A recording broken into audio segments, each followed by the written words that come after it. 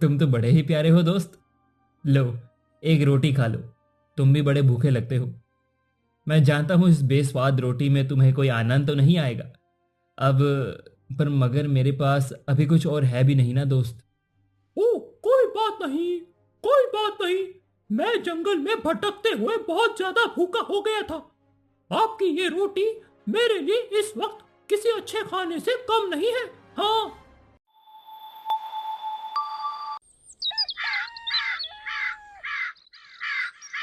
एक बार की बात है।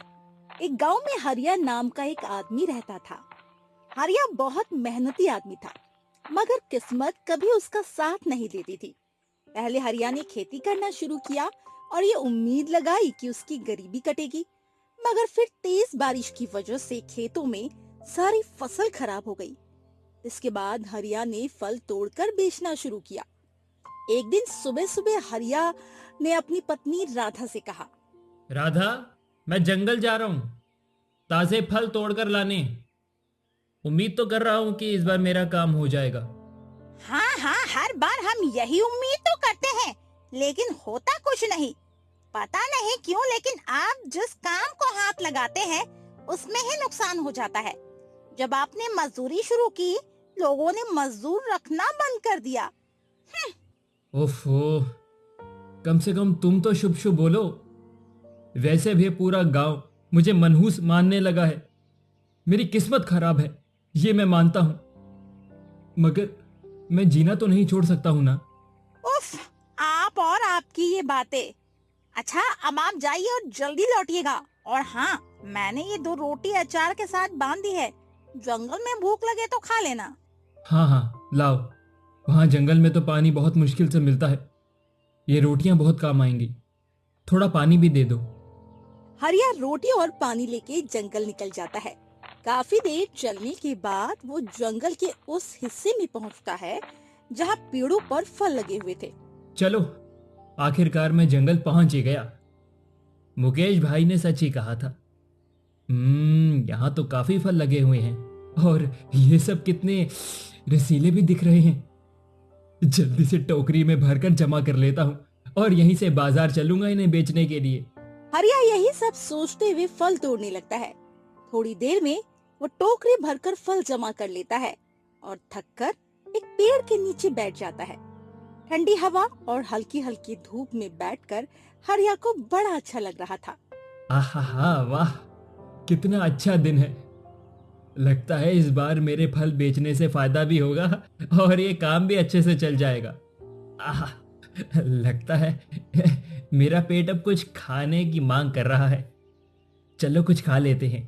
हरिया जो माधवी की बांधी हुई रोटियां और अचार निकाल कर खाने लगता है, तभी झाड़ियों में से निकलकर एक बहुत ही सुंदर खरगोश हरिया के सामने आ जाता है। अरे अरे, मैं तो डर ही गया। लेकिन तुम तो बस एक छोटे से प्यारे से खरगोश हो। खरगोश हरिया को देखकर उसके पास आता है और हरिया भी उसे प्यार से सहलाने लगता है। तुम तो बड़े ही प्यारे हो दोस्त। लो, एक रोटी खा लो। तुम भी बड़े भूखे लगते हो। मैं जानता हूं इस बेस्वाद रोटी में तुम्हें कोई आनंद तो नहीं आएगा अब, पर मगर मेरे पास अभी कुछ और है भी नहीं ना दोस्त। ओ, कोई बात नहीं, कोई बात नहीं। मैं जंगल में भटकते हुए बहुत ज्यादा भूखा हो गया था। आपकी ये रोटी मेरे लिए इस वक्त किसी अच्छे खाने से कम नहीं है। हाँ। क्या सच में? अच्छा, तो तुम मेरे साथ चलो ना दोस्त। मैं ये फल बाजार में बेचने जा रहा हूं। अगर मुझे फायदा हुआ तो मैं तुम्हें वाकई में अच्छा खाना खिलाऊंगा। हरिया खरगोश को बड़े ही प्यार से सहलाने लगता है। इसके बाद वो अपनी टोकरी उठाकर बाजार की तरफ चल देता है। वहीं खरगोश भी हरिया के पीछे पीछे आने लगता है। बाजार पहुंचकर हरिया अपनी फल की टोकरी जमीन पर रखकर लोगों को आवाज लगाता है। ले लो, ताजे ताजे रसीले फल ले लो। सीधा जंगल से लेके आया हूँ, मीठे मीठे फल ले लो। वैसे तो हरिया के पास ज्यादा लोग नहीं आते थे, लेकिन आज हरिया के पास बैठे इतने प्यारे खरगोश को देखकर कई लोग आकर्षित हो जाते और फल लेने आ जाते हैं। अरे वाह, इतना सुंदर खरगोश तो मैंने आज तक नहीं देखा। भला ये तुम्हारे पास कैसे हरिया? ये मेरा नया साथी है, आज ही मुझे जंगल में मिला। बताइए, आपको कितने फल दूं? हाँ हाँ लाओ, 2 किलो दे दो। कई बच्चे भी खरगोश को देखने के लिए हरिया के फलों के पास भीड़ जमा कर लेते हैं। इसी तरह से हरिया के सारे फल बिक जाते हैं और उसे वाकई में मुनाफा होता है। ये देखकर हरिया भी काफी हैरान था। दोस्त, लगता है तुम मेरे लिए शुभ हो। देखा ना, आज मेरे सारे फल कितनी जल्दी बिक गए और मुझे कितना फायदा भी हुआ है। फिर हरिया अपने नए साथी के लिए ताजी गाजर खरीदता है और बाकी बचे हुए पैसे लेकर घर पहुंच जाता है। अरे आ गए आप, कैसा रहा दिन? कुछ फायदा हुआ या नहीं? अरे भाग्यवान, तुम विश्वास नहीं करोगी, आज मुझे फायदा हुआ, बहुत सारा। ये लो बचे हुए पैसे। तभी हरिया के साथ खरगोश को देखकर राधा चौंक जाती है। अरे ये खरगोश कहाँ से उठा लाए आप? ये तो मुझे जंगल में मिला था राधा। देखो ना, कितना सुंदर और प्यारा है ये। मैं इसे अपने साथ रखना चाहता हूँ। देखो ना, मैं इसके लिए गाजर भी खरीद कर लाया हूँ। हे भगवान, तुम्हारा दिमाग तो ठीक है। आधे जो पैसे मिले उनमें से आधे की तुमने इस खरगोश के लिए गाजर खरीद ली। मैं नहीं जानती, अभी के अभी इसे घर से बाहर करो। क्या? मगर राधा, मैं ऐसा नहीं कर सकता। बाहर कितना खतरा होता है, किसी जानवर ने इसे कुछ कर दिया तो। नहीं नहीं, मैं इसे बाहर नहीं निकाल सकता। इसकी वजह से ही तो मुझे आज इतना फायदा हुआ है। तुम बावले हो गए हो क्या? भला एक खरगोश से तुम्हें फल बेचने में क्या फायदा हुआ? मैं नहीं जानती। तुम कल जहाँ से इसे लाए हो वहीं छोड़ कर आओगे बस। हरिया राधा को समझाने की बहुत कोशिश करता है, मगर राधा नहीं मानती। इसलिए हरिया को भी हार माननी पड़ती है। रात में जब हरिया खरगोश को गाजर डालने जाता है तो हरिया खरगोश से कहता है, अरे खरगोश, मुझे माफ करना। खरगोश ये सुनकर बड़ा दुखी हो जाता है, मगर वो दोनों और कर भी क्या सकते थे। अगले ही दिन सुबह सुबह हरिया जब फल तोड़ने जाता है तो खरगोश भी अपने साथ ले जाता है और उसे वहीं छोड़ देता है। माफ करना दोस्त, मगर हाँ, तुम बिल्कुल भी चिंता मत करो। मैं तुमसे मिलने कल जरूर आऊंगा और तुम्हारे लिए कुछ खाने के लिए भी लाऊंगा। तुम मुझे यहीं मिलना, ठीक है ना? ये कहकर हरिया खरगोश को वहीं छोड़ता है और फल तोड़कर बाजार चला जाता है। लेकिन आज बाजार में हरिया के फल बिल्कुल नहीं बिकते। पहले ही खरगोश की चिंता में वो परेशान था और फिर फल न बिकने से वो और परेशान हो जाता है। ये क्या, आज तो एक भी फल नहीं बिका। रात भर ये सब फल खराब भी हो जाएंगे। मेरी सारी मेहनत बेकार चली गई। यही सब सोचते हुए हरिया घर लौट आता है। हरिया को ये उदास देख और उसकी फलों से भरी टोकरी देखकर राधा सारी बातें समझ जाती है। हे भगवान, यानी आज फिर एक फल नहीं बिका। ओफो, ये तो बस एक दिन की चांदनी थी और फिर वही फूटी किस्मत। लगता है इस बार भी ये काम नहीं चलने वाला। अच्छा हुआ तुम उस खरगोश को छोड़ आए जंगल में। मगर राधा, मुझे लगता है कि कल हमें फायदा इसीलिए हुआ था क्योंकि वो हमारे साथ था। देखो ना, जैसे ही मैंने उसे वापस छोड़ा, मुझे कितना नुकसान हो गया है। ऐसा कुछ नहीं है, आप कल फिर से कोशिश करना, देखना कुछ फल तो जरूर बिक जाएंगे। राधा अभी भी खरगोश को वापस लाने के लिए राजी नहीं थी, मगर रात भर में हरिया को अपने साथी खरगोश की बड़ी चिंता सताती है और उसे हल्की सी भी नींद नहीं आती। वो लेटे लेटे सोचता है, अब तो सुबह भी होने वाली है और मुझे बिल्कुल भी नींद नहीं आई। बड़ी चिंता सता रही है मेरे दोस्त की। कहीं जंगल में किसी जानवर ने उस पर हमला ना कर दिया हो। चाहे राधा कितना भी गुस्सा करे, कल मैं उस खरगोश को वापस ला कर ही रहूंगा। हाँ, और उसे घर के पीछे डब्बे में छिपा दूंगा। यही करना ठीक होगा।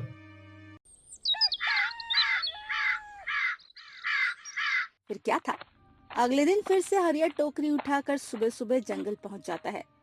खरगोश भी उसी जगह हरिया का इंतजार कर रहा था। हरिया को देखकर खरगोश खुश होकर उसकी तरफ दौड़ता है। मेरे प्यारे दोस्त, चिंता मत करो, आज मैं तुम्हें वापस ले चलूंगा और यहाँ अकेले नहीं छोड़ूंगा। तुम कल बहुत डर गए होगे ना? हरिया प्यार से खरगोश को सहलाता है और फिर फल तोड़कर बाजार चला जाता है। हैरानी की बात तो ये थी कि आज फिर से लोगों ने हरिया के फल खरीदने के लिए भीड़ जमा कर ली थी। मेरे दोस्त, अब तो मुझे पूरा यकीन हो गया है कि तुम मेरे भाग्य की चाबी हो। तुम मेरे लिए शुभ हो और मैं तुम्हें कभी भी अपने से दूर नहीं करूंगा। खरगोश भी दौड़ दौड़ कर जाता और ग्राहकों को आकर्षित करके हरिया के पास ले आता। देखते ही देखते हरिया के सारे फल बिक जाते हैं और उसे दुगना फायदा हो जाता है। वाह वाह वाह वाह, आज फिर से मुझे कितना फायदा हुआ। इसका सारा श्रेय तो तुम्हें जाता है मेरे साथी। चलो, अब मैं तुम्हें ताजी ताजी सब्जियां और फल खिलाता हूँ। हरिया खरगोश को फल खिलाता है और फिर से उसे घर ले आता है। ये क्या फिर से? राधा सुनो तो, देखो ना, आज फिर से जब इस खरगोश को साथ अपने साथ में बाजार लेकर गया तो मुझे कितना फायदा हुआ है। तुम मानती क्यों नहीं हो? ये हमारे लिए शुभ है और अगर तुमने इसे घर से भगाने को कहा तो मैं भी इसके साथ चला जाऊंगा। मैं इसको अकेले जंगल में नहीं छोड़ सकता। बस, बात खत्म। हरिया की ऐसी बात सुनकर राधा कुछ नहीं बोल पाती और गुस्से में अंदर चली जाती है। फिर क्या था, अगले दिन से हरिया हर वक्त अपने खरगोश के साथ रहने लगता है। वो उसके साथ फल तोड़ने जाता, फिर उन्हें बाजार में बेचने जाता। उसका फल बेचने का काम भी खूब अच्छा चलने लगता है। समय के साथ खरगोश उसका पक्का साथी बन जाता है। प्यारे साथी, जब से तुम मेरे जीवन में आए हो सब कुछ अच्छा लगने लगा है। आप तो राधा भी मान गई थी कि हरिया अपने प्यारे खरगोश के बिना नहीं रह सकता और उसके रहने से सच में उन्हें फायदा होता है।